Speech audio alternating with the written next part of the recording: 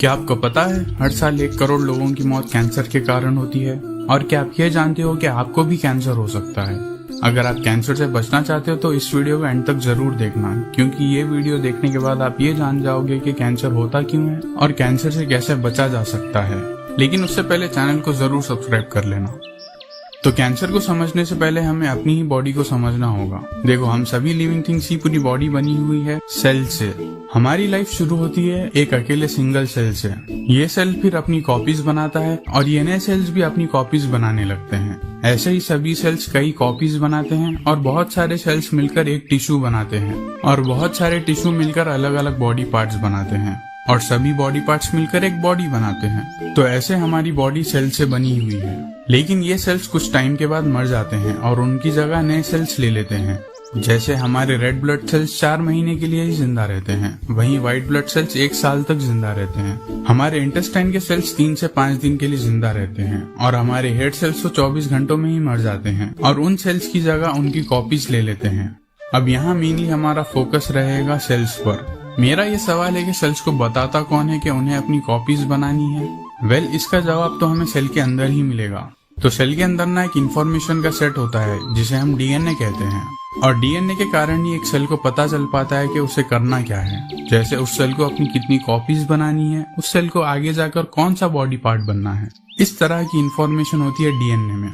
जब सेल्स अपने कॉपीज बनाते हैं तब कुछ नए सेल्स में इंफॉर्मेशन चेंज हो जाती है, यानी डीएनए चेंज हो जाता है, जिसके कारण वो सेल्स बॉडी के लिए खतरनाक साबित हो सकते हैं। वो कैसे?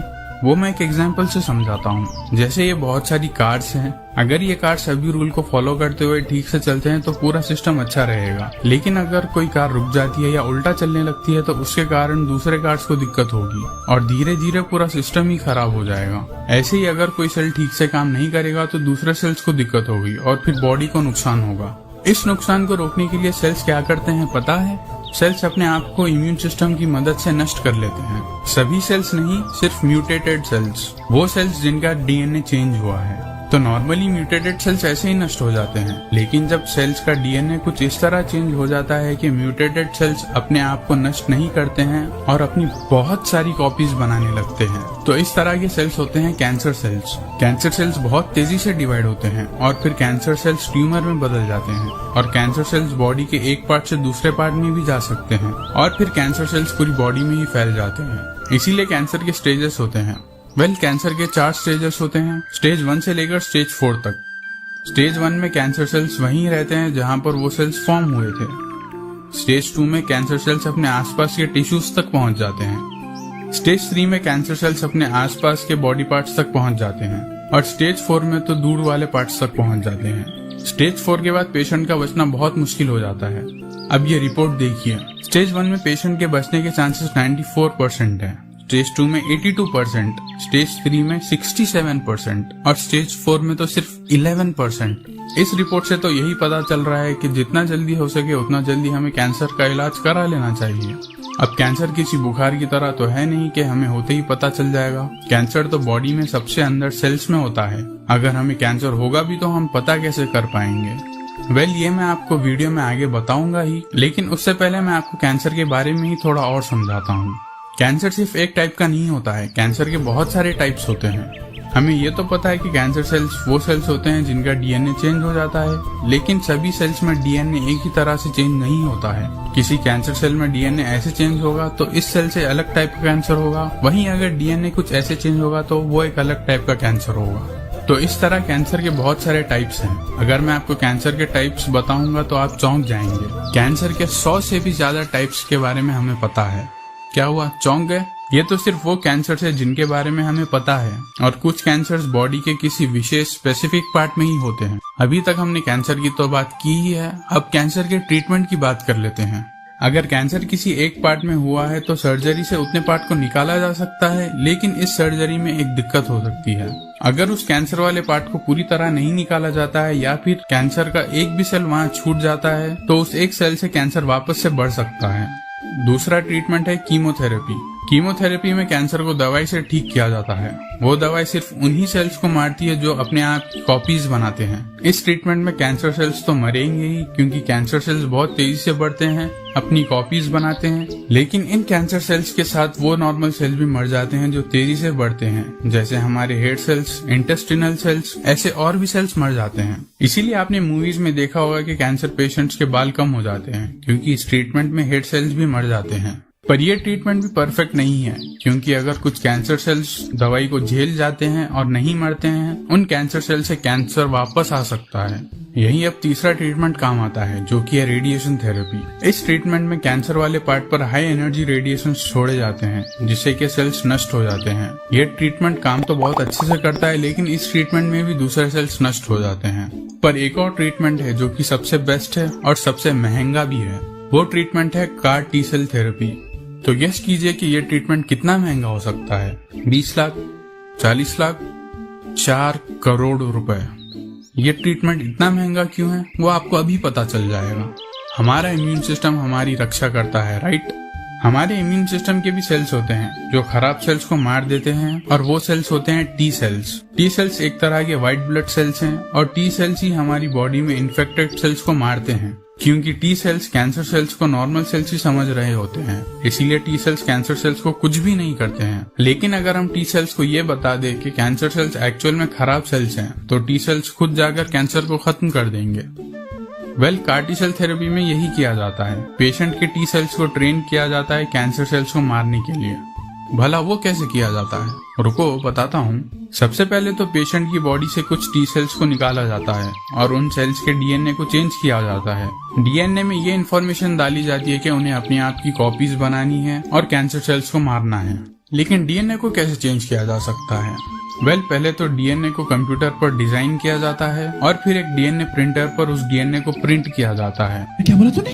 जी हाँ, आपने बिल्कुल ठीक सुना, डीएनए प्रिंटर। तो अब समझे कार टी सेल थेरेपी इतनी महंगी क्यों होती है। इसी बात पर चैनल को सब्सक्राइब कर देना और इस वीडियो को भी लाइक कर देना।